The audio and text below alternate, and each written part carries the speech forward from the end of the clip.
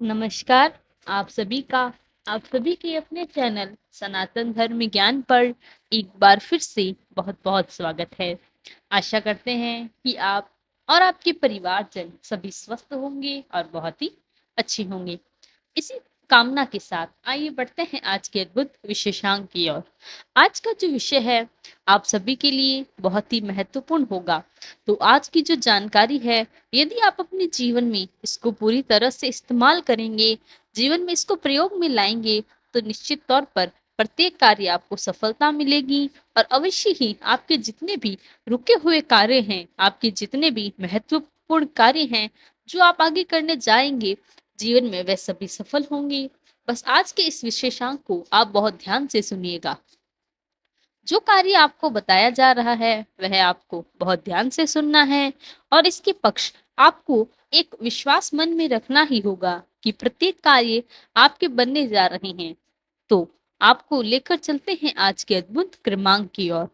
आज की तो दर्शन हमारे विशेषांक को सुन रहे हैं, चाहे वे नए दर्शक हो, पुराने दर्शक हो, चैनल से जुड़े जितने भी दर्शक, ये सभी के लिए बहुत ही महत्वपूर्ण होगा। आपको क्या करना है कि आपकी अवश्य सुनाई होगी।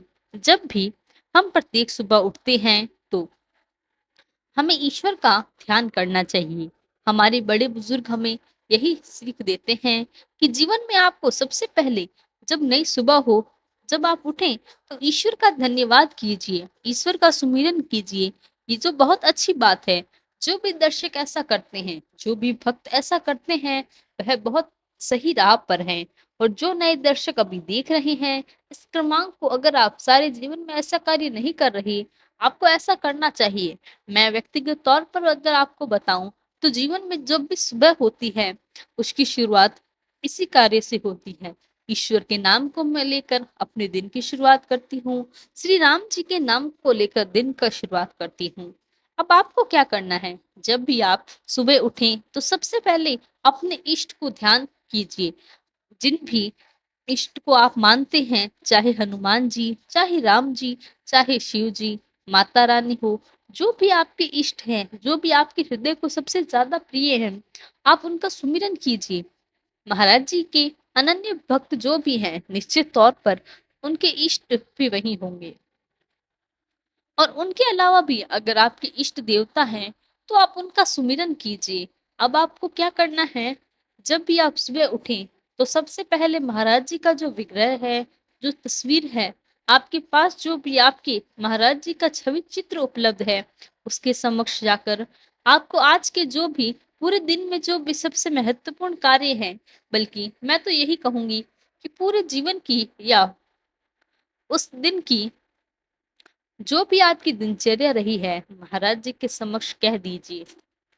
जी हाँ, आप महाराज जी की छवि चित्र के समक्ष आकर अपनी सुबह उठते ही उनके दर्शन कीजिए और अपनी पूरी दिनचर्या के बारे में महाराज जी के समक्ष आपको महाराज जी को बताना होगा।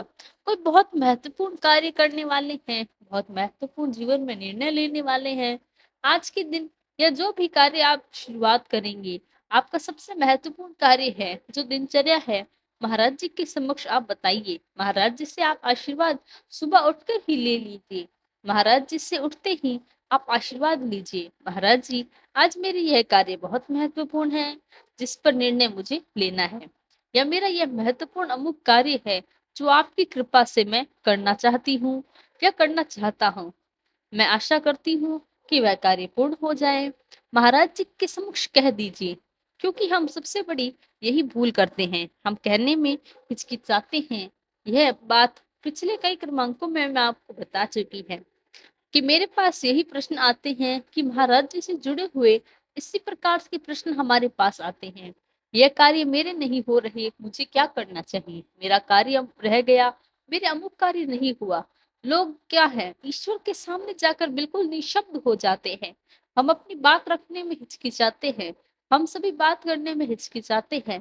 तो मैं आप सभी को विश्वास दिलाना चाहूंगी कि हिचकिचाने की कोई आवश्यकता ही नहीं है। महाराज जी तो हमारे पिता के तुल्य हैं, हमारे भाव और वयोवृद्ध हैं, जो महाराज जी के अनन्य भक्त, महाराज जी के इस प्रभाव से जुड़ चुके हैं, जो महाराज जी को अपने पूरा परिवार ही समेटे हुए हैं। महाराज जी हमारे लिए सब कुछ हैं। यह तो मान्यता के ऊपर है। महाराज जी अब क्या करते हैं, आपके लिए कितना महत्व देते हैं, क्योंकि जितना महत्व देंगे उतनी ज़्यादा गहराई आपके संबंध में आएगी। महाराज जी के लिए जिस भी प्रकार से आप महाराज जी के प्रति आस्था रखते हैं, उसी आस्था का आपको कहना है।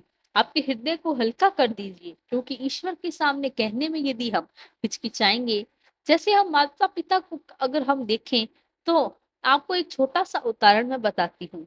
एक अमुक बालक है जो माता-पिता से या उन पर पूरी तरह से निर्भर है। वो बहुत छोटा है अभी।